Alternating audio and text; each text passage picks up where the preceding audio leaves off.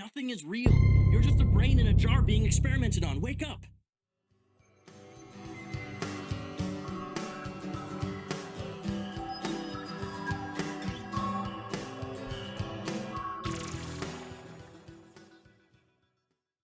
Are you just a brain in a jar? Well, according to Solipsism, maybe. Solipsism is the philosophical belief that nothing outside of your own mind can be known or proven to exist. What does that even mean? Surely we can prove that things exist, right? Well, actually, no. Imagine that you were part of a scientific experiment, or maybe instead you were in some horrible accident that destroyed your body, and as a result, you've been reduced to nothing more than a brain in a jar. No eyes, ears, nose, mouth, or nerve endings. You have no senses whatsoever, and no way to communicate with the outside world. You are, to everyone else on the outside world, clinically dead, just a lump of flesh with electronic impulses being passed through it. But what if someone started to artificially stimulate your senses? How it feels to chew 5 gum. Stimulate your senses. What if they started triggering memories, feelings, senses, sight, touch, taste, smell? There would be no way to differentiate them from the outside world.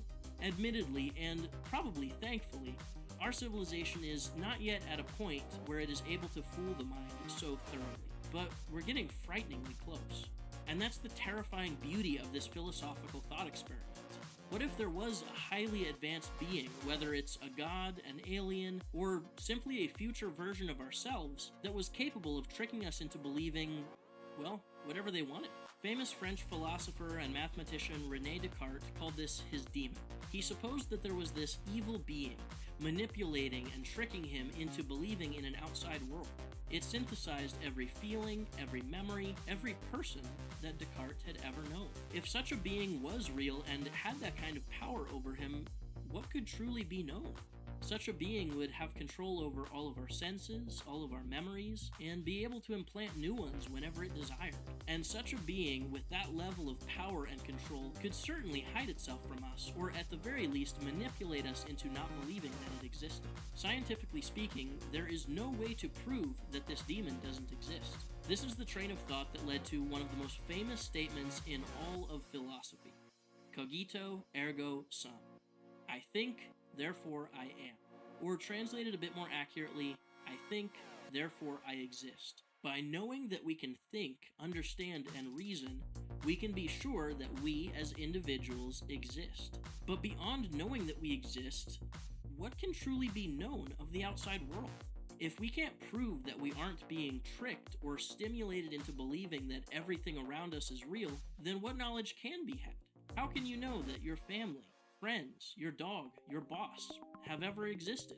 Well, technically speaking, you can't. So first, let's talk about the things that you can know for certain. You can think, or at least I hope you can. You can reason on memories, evidence, and draw conclusions. But again, if you're relying on your memories for evidence, then you may be being tricked. For example, let's take a moment to talk about a related topic, last Thursdayism. Last Thursdayism was designed as an argument against creationists, who claim that the universe is only a few thousand years old, while intentionally being designed to appear to be billions of years old. According to this theory, if the universe really was created in this way, then who's to say that it didn't come into being just last Thursday? But I remember things from way longer ago than last Thursday, you could say. But do you really? If the universe was created to appear old, then God could have simply implanted all of the information necessary right into your head at the moment of creation. Every thought, every memory, every emotion, every relationship. But nothing would have had to exist before last Thursday. It would only have to appear as if it did. Because of this open-ended form of thinking, last Thursdayism can explain away any potential disproof. It cannot be scientifically disproven. This is something that gives solipsism even more of a foothold to potentially be true. If memories can be implanted or synthesized, and there is no way to prove that they can't be, then what can be known? What can be true? Let's say that you're walking down the street and you stub your toe on a rock. You'd feel the pain, you might stumble and even fall down, your toe might swell up, and you'd probably even be sore for a few days. It certainly would seem like that experience was real. But what is pain at the most fundamental level? And for that matter, what is the rock? No, not that rock. Pain is, simply put, an electrical signal that says, hey, be careful, stop doing that, you're going to hurt yourself. Can pain be simulated? Definitely. Look up the rubber hand illusion. The Modern Rogue has an awesome video on the rubber hand illusion. I would encourage you just to go look it up or click on the link to it right there. Now, the rubber hand illusion is a little bit difficult to explain just with words, but the concept is fairly simple. You're tricking your brain into believing that a fake hand is your real hand. All you have to do is hide your real hand from sight and make the fake hand appear to look like your real hand. You can do something as simple as putting on a long sleeve shirt, putting the fake hand inside the sleeve of the shirt, and then hiding your real hand under the table or somewhere out of sight. Then what you do is you have another person stimulate both hands at the same time. They can trace a finger or a feather or whatever else they want along your hands. The important thing is, whatever it looks like is happening to the fake hand is what your real hand is feeling at the same time.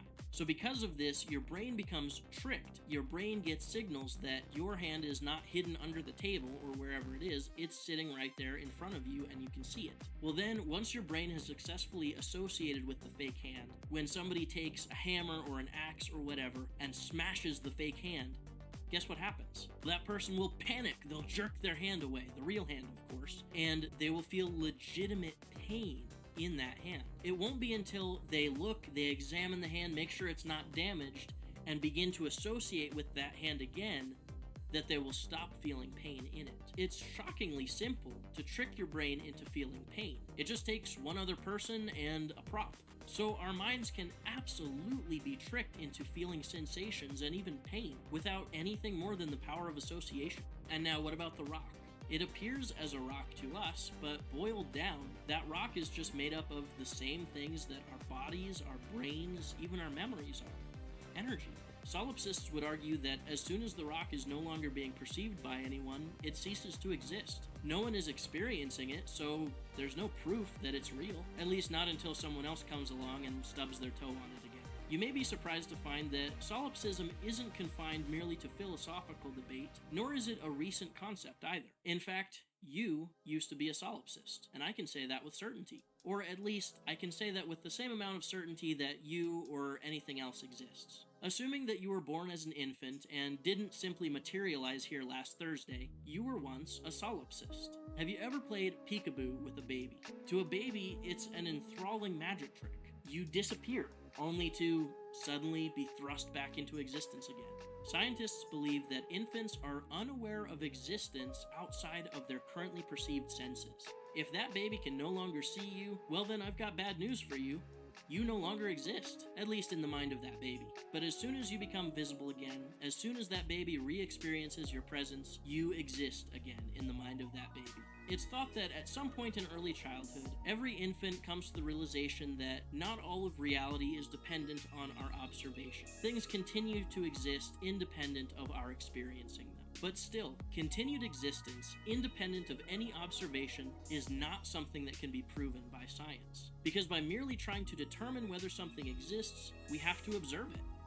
There's no way to know something is there for sure without observing it. It requires some measure of faith. Solipsism has also appeared in religion throughout the ages, especially Eastern religions. The earliest known form of solipsistic thinking is found in Hindu texts dating about 3,000 years ago. Though this belief does diverge from true philosophical solipsism, it's posited by Hinduism that all of existence is merely the experience of one mind, called Brahman. In Hindu belief, Brahman is, well, everything. It is one great mind, and all of consciousness, knowledge, matter, experience. It all exists within the imagination of Brahman. Each one of us is merely an imagined reflection of Brahman, playing out our lives in a make-believe world that, for all intents and purposes, is still very real to us. This belief is also quite similar to the Hermetic teachings found in the Kybalion, which posits that there is one great mind called the All that creates all of our reality within itself. There are also some branches of Buddhism that include a flavor of solipsism. These claim that all of experience, all of external reality is an illusion, but that paradoxically, the mind can't exist independently of this illusion, and the illusion can't exist without the mind to experience it. The Buddha once said, "Within this fathom-long body is the world, the origin of the world. the cessation of the world, and the path leading to the cessation of the world. So what we experience of the world is entirely subjective and requires our bodies to experience them. In other words, there is no world without us experiencing it. And in its own way, that reasoning makes sense. Imagine an Earth without us here, just another empty planet hurtling through space. The Earth only has meaning to us because it's our home. It's all we've ever known. If Pluto ceased to exist tomorrow, would anyone care? But if Earth ceased to exist tomorrow, I can think of a lot of people who would care. Solipsism has also had a resurgence in the modern world due to pop culture. Ever heard of a little movie called The Matrix? The premise of the series was that all of reality, as far as humanity knew, was nothing more than a simulation, and that nothing that was experienced within the Matrix was objectively real. Once a person was able to understand and believe this, it would allow them to break the rules of the simulation, as seen in the famous spoon-bending scene. It wasn't until Neo realized that the spoon didn't exist that he gained power over it, and was able to reshape it to his will with nothing more than the power of his mind. The idea that the world around us is a simulation, usually one created by ourselves to replicate a simpler, easier time, has gained a lot of traction in the decades since the film's release. There's even a famous legal defense called the Matrix defense that has prevented a number of people from being declared guilty of murder.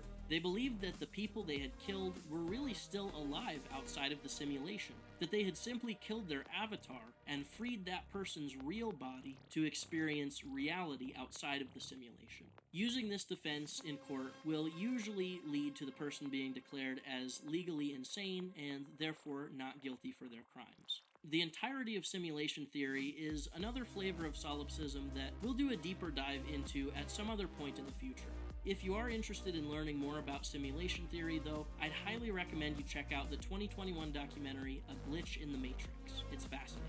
Now, admittedly, a real-world belief in solipsism is kind of scary, not only because of the implications of what living in a simulated or imaginary reality would mean, but also because of what consequences could arise if other people came to the same conclusion and decided that they are above the laws of reality, or at least society. However, though solipsism can never be scientifically disproven, there is a way out of the endless cycle of confusion and despair that it can cause. Simply put, we're all here together. Regardless of whether I exist in reality, or I'm just a figment of your imagination who's talking to you through this screen that you're also imagining, there's one thing that we can still agree on: experience. Though we all experience the world in our own unique way, we nonetheless experience the world around us, and tend to draw very similar conclusions to one another. If I asked you to draw a picture of a human, a dog, a tree, or anything else that seemingly exists in our world, we would probably end up with very similar looking pictures. Whether the universe around us is an illusion or not, it doesn't change the fact that we all exist here. What may exist outside of our subjective reality is a matter for religion to try to answer. But the fact remains that we are here, experiencing it together. So instead of being distraught that life has no meaning and that nothing is real, don't worry about it. Everything around us is real to us, and that is what truly matters. So go hug your loved ones, pet your dog, flip off your boss. Well, okay, maybe don't do that last one. But we're all in this together, and we only get a limited amount of time to enjoy this experience. So make the most of what you have. After all, you never know when you might wake up from the simulation. As always, thank you so much for watching. It means the world to me. If you enjoyed the video, please leave a like, subscribe, comment. Check me out on social media and on Patreon. And until next time, see you on the flip side.